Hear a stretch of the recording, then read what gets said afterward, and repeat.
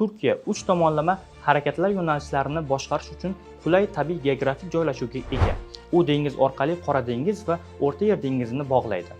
Asosiy o'ch yo'laklari bo'lgan Bosfor va Dardanel bo'g'ozlarini nazorat qiladi. Quruqlik orqali esa Yevropa va Osiyoni tutashtiradi. Havo yo'nalishlarida samolyotlar Turkiya hududiga qo'nib, yoqilg'i quyish orqali uzoq masofali parvozlarni davom ettiradi. Turkiya aynan shu uch tomonlama tranzit imkoniyatlari orqali milliardlab daromad ko'radi. Eng qizig'i shundaki, Turkiya bu ustunlik orqali boshqa davlatlarga siyosiy ta'sir ham o'tkaza oladi. Bugungi kunda shunga o'xshash imkoniyat O'zbekiston hududida ham shakllanmoqda. Xitoyning bir kamar bir yo'l loyihasi Markaziy Osiyo, jumladan O'zbekiston hududidan o'tmoqda.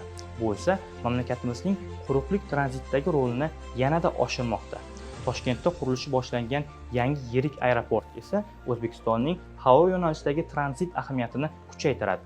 Natijada mamlakatimizga ko'plab turistlar oqimi kirib keladi. Tranzit bojlar orqali milliardlab dollar miqdorida daromad olinadi.